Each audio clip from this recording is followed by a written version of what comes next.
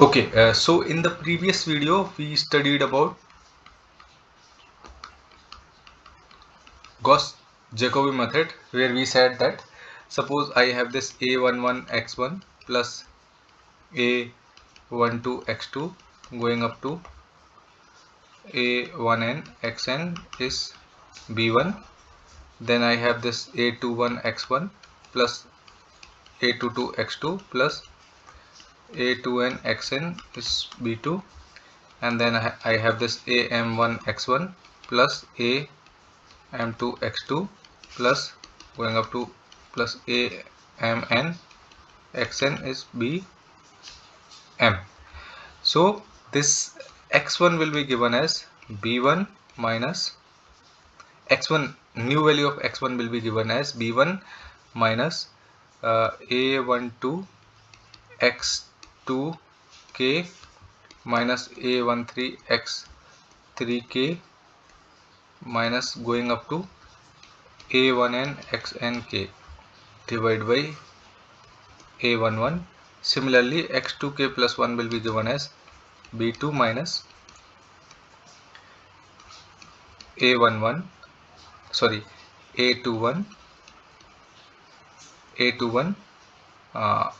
x1k minus a23 x3k going up to minus a2n xnk divided by a22.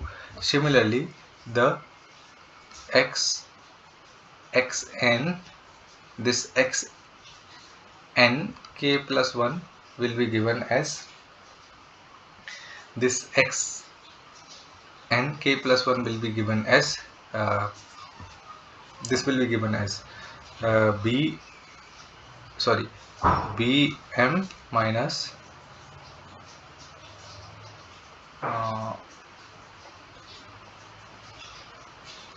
bm minus bm minus a m1 x1k minus a m2 x2k going up to a m n minus 1 x n minus 1k divided by a m. Now remember this, that here m will be equal to n. That's what we were solving, that we have a unique solution. That's what we were solving initially when we talked about the solution of system of linear equations. So we basically had three cases where m is greater than 1 and m is less than n. Sorry, where the first case was m was greater than n, the second case was m was less than n, and the third case was m is equal to n. So we were solving for m is equal to n. That means the number of column is equal to the number of rows. So essentially the Gauss Jacobi method is applied here. Now coming to the Gauss Seidel method. So this is nothing but the representation of this x I k plus 1 is equal to bi minus going from j1 j not equal to I to n, and then aij bj, sorry, aij xjk divided by aii. Now coming to the Gauss Seidel method.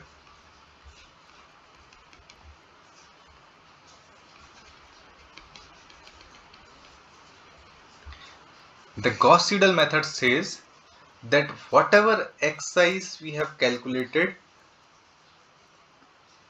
before the current xi, we will use those updated values. So what it says, that xi k plus 1 will be given as bi minus j is going from 1 to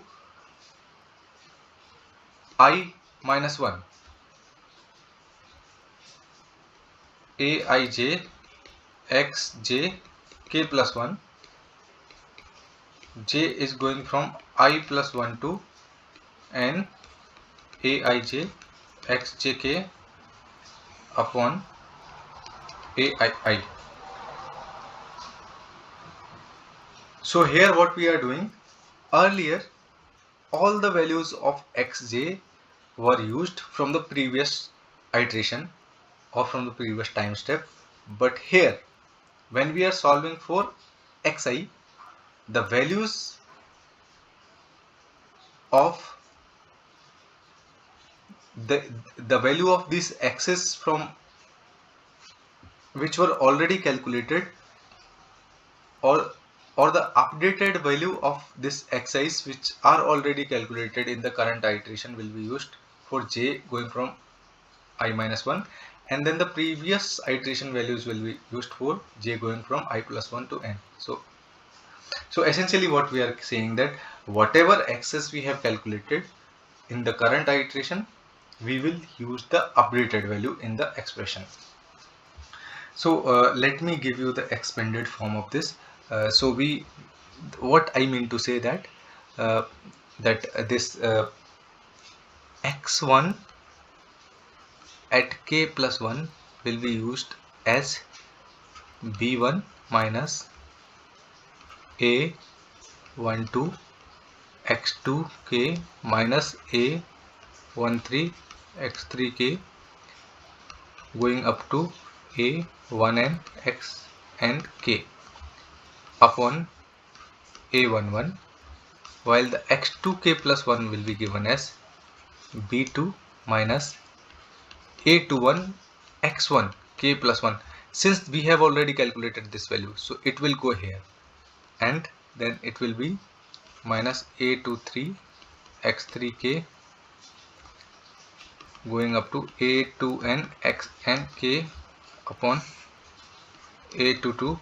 Similarly, x3k plus 1 will be given as b3 minus a31 x1k plus 1 minus a32 x2k plus 1 minus a34 x4k plus x4k minus a3n x and k upon a33.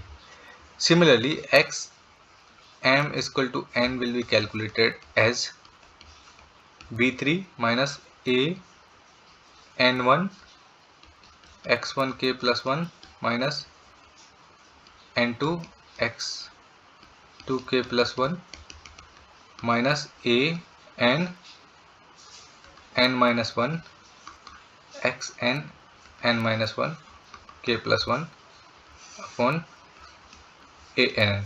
So when we reach to the last element of this vector, we have already calculated the previous elements, so we will use the updated value. So this is what Gauss Seidel means. So let me write down the expressions for Gauss Seidel and Gauss Jacobi.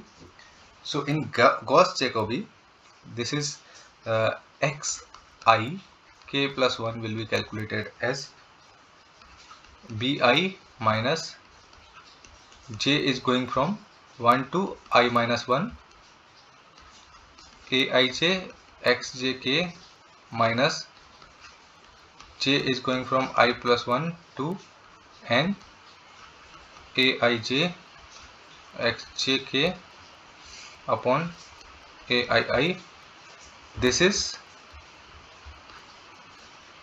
Gauss Jacobi, and if we write down xik plus 1 is minus bi minus j is equal to 1 to I minus 1 aij xjk plus 1 minus j is going from I plus 1 to n aij xjk aii, and this is nothing but Gauss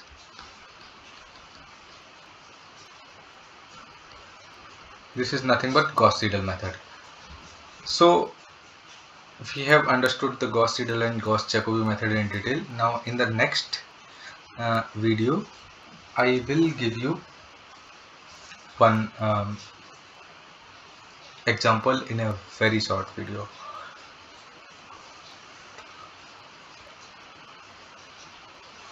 Thank you.